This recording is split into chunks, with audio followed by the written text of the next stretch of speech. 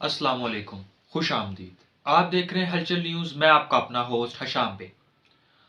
आज पूरी दुनिया में उम्मत मुसलमान को एक दीवार के साथ लगाने की कोशिश की जा रही है।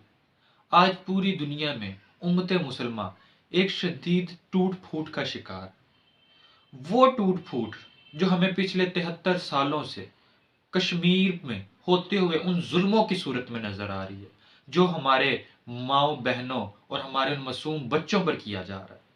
वो टूट फूट जो बर्मा में होती हुई उस नस्ल कशी की सूरत में नजर आ रही है।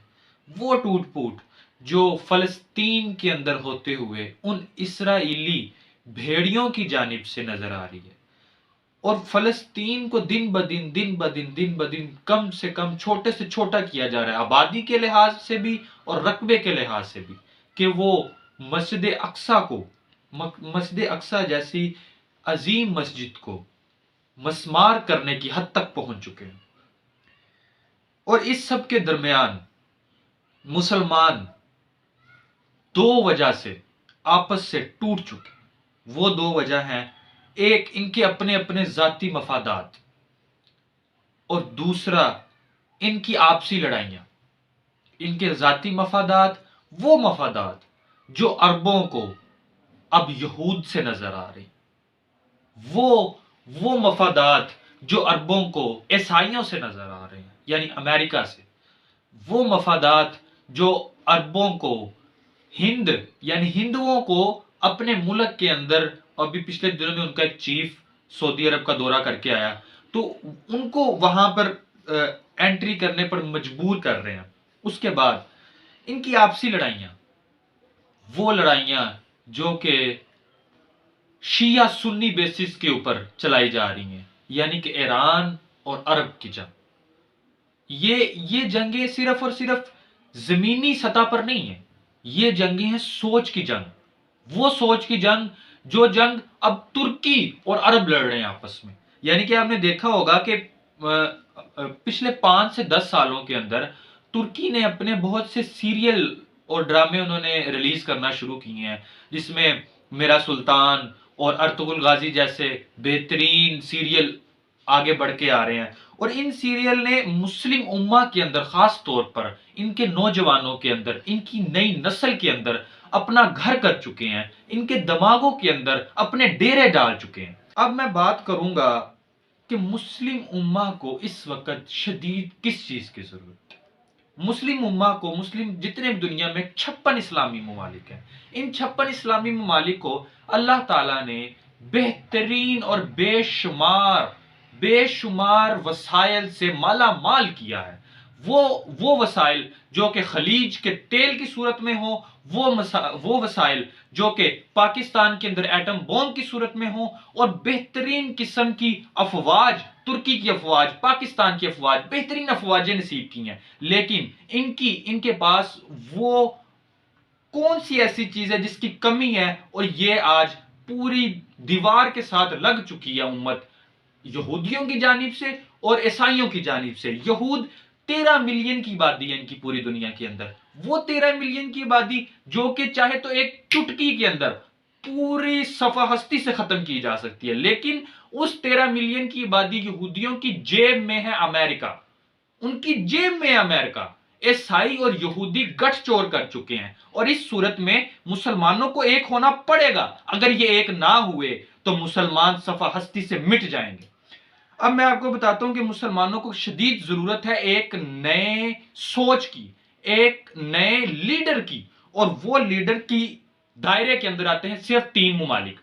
उन 3 ममालिक में आता है अरब, पाकिस्तान और तुर्की। सबसे पहले हम बात करेंगे अरबों की। अरब इसकी लिस्ट से बाहर किस तरह हुए? उन्होंने यहूदियों के साथ हाथ मिलाया। उन्होंने आगे आने वाले दिनों में, कुछ सालों में, वो इसराइल तक को तस्लीम करने जा रहे हैं, जिसके साथ उनकी कभी नाम भी सुनना नहीं वो गवारा करते थे। आज उनको तस्लीम करने की बातें की जा रही हैं।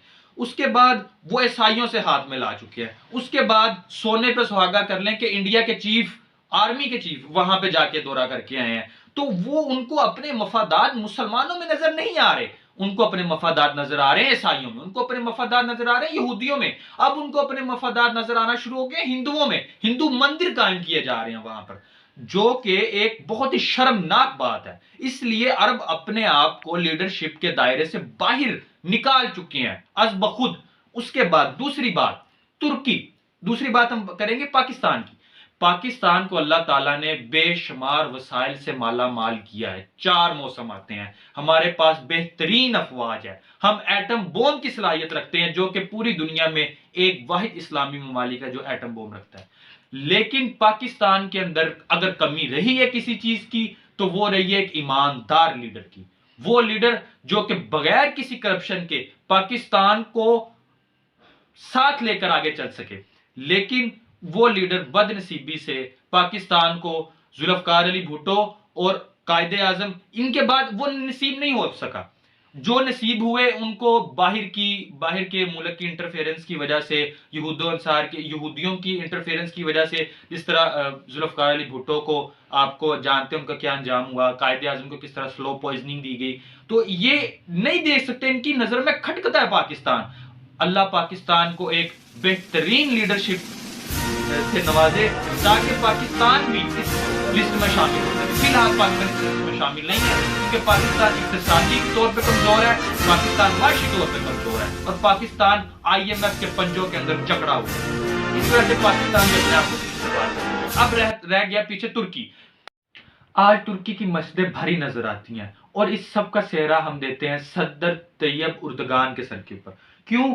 کیونکہ ان کی ایک افکار ہیں. وہ افکار کو ہم سمجھنے کی کوشش کرتے ہیں. پہلے تھوڑا سا ہم طیب اردگان کی بایوگرافی دیکھ لیں. صدر طیب اردگان صاحب جو ہیں وہ 26 فروری 1954 کو ایک غریب اور متواتر گھرانے میں پیدا ہوئے. اس کے بعد انہوں نے اپنی مدرسے سے تعلیم حاصل کی جس کا 25% نصاب اسلامی اقتدار کے اوپر تھا, قرآن و سنت کے اوپر وہ مبنی تھا, اور اس کی وجہ سے انہیں صوفیزم سے ایک لگاؤ رہا اور وہ ایک پکے اور سچے مسلمان بن گئے. اس پکے اور سچے مسلمان بننے کے بعد اب ان کو ضرورت تھی کچھ سنہری اصولوں کی, وہ اصول جن کو اپنا کے وہ ایک لیڈر بننے کی طرف گامزن ہو سکیں. وہ اصول ان کو ملے صدر عثمانیہ کے, وہ عظیم اصول جس کی وجہ سے 600 سال پوری دنیا کے اندر, 400 سال سے 600 سال کا یہ دور تھا جس کے اندر 400 سال بڑی بہترین حکومت کی ہے پوری دنیا کے اندر سلطنت عثمانیہ نے, اوٹمین امپائر نے. اس کے بعد انہوں نے اپنے 18 سال کی جدوجہد کے بعد 1994 کے اندر انہوں نے استنبول شہر کے اندر وہ میئر بنے جس کو قسطنطنیہ بھی کہا جاتا تھا.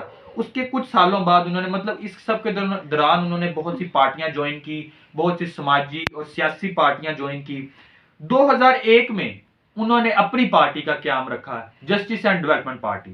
اس کے 1 سال بعد ہی اللہ تعالیٰ کی خوش نصیبی کے ساتھ اور اللہ تعالیٰ کی مدد کے ساتھ 1 سال بعد ہی وہ اقتدار میں آ گئے. اس کے بعد سے اب تک وہی ہیں جو بھی ہیں ترکی کے لیے, یعنی کہ وہ 3 دفعہ وزیر اعظم بن چکے ہیں وہاں کے, 2 دفعہ صدر بن چکے ہیں. اور انہوں نے, آپ نے دیکھا ہوگا کچھ 1-2 سال پہلے کی بات ہے کہ جب ترکی کے اندر مارشالہ لگانے کی کوشش کی گئی تھی 15 جولائی 2016 کے اندر, تو کس طرح سے وہاں کی عوام نے آ کے ٹینکوں کے آگے لیٹے انہوں نے شہادتیں دیں, اور آج تک ان کے مزاروں پہ صدر طیب اردگان صاحب جاتے ہیں تو وہاں پر انہوں نے شہادتیں دیں اور اپنی جمہوریت کو بچایا. اور یہ مارشالہ بھی لگانے کی کوشش کی گئی تھی عیسائیوں اور یہودیوں کے انٹرفیرنس کے بعد, لیکن ان کی عوام زندہ تھی. تو انہوں نے ایک ویڈیو پیغام کے اوپر, صدر طیب اردگان کے ایک ویڈیو پیغام کے اوپر انہوں نے لبیک کہا, اور پوری عوام سمندر کے طور پہ باہر نکل آئی اور انہوں نے اس فوجی بغاوت کو کچل کے رکھ دیا. اس کے بعد اب ہم بات کریں گے کہ صدر, اچھا یہ تو سب ہو گیا. اب ان کی لیڈرشپ کی کوالٹیز یہ ہیں کہ پچھلے انہوں نے 2019 میں بھی 2020 میں بھی انہوں نے UNO کے اندر جو انہوں نے تقریریں کی اس کے اندر انہوں نے پچھاڑ کے رکھ دیا. اس کے اندر انہوں نے بہترین جواب دیا, اسرائیل کو جواب دیا انہوں نے کہ وہ کس طرح, انہوں نے نقشوں کے ساتھ سمجھایا کہ کس طرح اسرائیل دن بدن فلسطین کے لوگوں کا, پیلسٹائن کے لوگوں کو پیچھے دھکیل رہا ہے اور مسجد اقصی کی طرف اپنے ناپاک عزائم لے کر آگے بڑھ رہا ہے. انہوں نے بات کی کشمیریوں کی, وہاں پر لیبیا کی, برما کی اور افغانستان کی. انہوں نے بہت ایک سولڈ موقف پیش کیا اپنا, جو کہ دیکھ کے پورے عیسائی وہاں پہ دنگ رہ گئے. اور یہاں پہ ساتھ آپ کی وہ پکچرز بھی چل رہی ہوں گے. کیا ہے کہ جب یہودیوں کو اور عیسائیوں کو پتا ہے کہ مسلمانوں کے اندر وہ دم نہیں رہ گیا جو دم کبھی عثمانیہ سلطنت حضرت عمر کے دور میں یا مغلوں کے شروع کے دنوں میں وہ دیکھا جاتا تھا، تو اب بہت بدترین واقعات ہونا شروع ہو گئے ہیں. جس طرح کہ دیکھو کہ نیوزی لینڈ کی مسلم مسجد کے اندر، وہاں پر انہوں نے موسک کے اندر انہوں نے کس طرح کے تشدد کیا کہ ایک شخص آتا ہے اور وہ ویپن لے کے 50 سے زائد مسلمانوں کا قتل عام کیا اس نے، اور آپ کے سامنے ابھی تک اس کا کیا کیا انہوں نے، ویسے کا ویسے اور کیس لٹکایا ہوا ہے. اچھا، اب ہم بات کریں گے کہ ترکی کس طرح اس لیڈرشپ کو آگے لے کے جا سکتا ہے. ترکی کے اوپر 1923 کے اندر کچھ پابندیاں لگا دی گئی تھی. وہ پابندیاں جو ایکسپٹ کی تھی مصطفیٰ کمال اتا ترک نے معاہدہ لوزان کی صورت میں، وہ پابندیاں ختم ہونے جا رہی ہیں 2023 کے اندر. وہ پابندیاں یہ تھی کہ حجاز مقدس کی جو ان سے ڈیوٹیز تھی وہ واپس لے لی گئیں. ترکی کو 40 ممالک کے اندر توڑ کے رکھ دیا گیا، یعنی کہ 3 بر اعظموں پہ حکومت ان کو 40 ممالک میں توڑا گیا. اس کے بعد پھر آگے یہ اپنے ہی ملک سے آئل نہیں نکال سکتے تھے، ان کو جتنا آئل تھا برآمد کرنا پڑتا تھا اپنی آئل کی کھپت کو پورا کرنے کے لیے. اس کے بعد ان کا جو سب سے امپورٹنٹ چیز تھی وہ تھی باسفورس بندرگاہ. یہ وہ بندرگاہ ہے جو کہ سوئس کنال جتنی اہمیت کی حامل ہے، لیکن اس کو انٹرنیشنل قرار دے دیا گیا، اور جو کہ ایک بہت ہی بڑا ظلم تھا ترکوں کے اوپر. اور یہ بھی 2023 کے اندر واپس مل جائے گی ترکی کو، اور ترکی اس کے اوپر ٹیکس لگائے گا اور اپنی آمدن کو آگے لے کر جائے گا. تو اب ترکی معاشی طور پہ بھی مضبوط ہو جائے گا. ترکی کے پاس ایک اچھی لیڈر بھی ہے. ترکی کے پاس ایک جاگتی ہوئی قوم ہے، ایک جاگتی ہوئی قوم بھی ہے ان کے پاس، جو کہ ایک لیڈرشپ ہونے کے لیے کافی ہے. اور اس سب کے بعد اب پاکستان کو بھی اللہ تعالیٰ یہ ہمت دے، یہ استطاعت دے کہ پاکستان بھی اس دوڑ کے اندر شامل ہو سکے. پاکستان اس دوڑ کے اندر ہے، پہلے سے ہی ہے، اور وہ فرسٹ پر ہم اس کو کہتے ہیں. لیکن اگر پاکستان کے پاس ایک بہترین لیڈرشپ ہوتی، عمران خان کے اندر ہمیں وہ لیڈرشپ نظر آ رہی ہے لیکن ان کی ٹانگیں کھینچنے والے بہت ہیں. اللہ پاک ان سب کو ہدایت دے. اور آپ اپنے اس چینل کو بھی خیال رکھیں، اپنا بھی خیال رکھیں. السلام علیکم، شکریہ.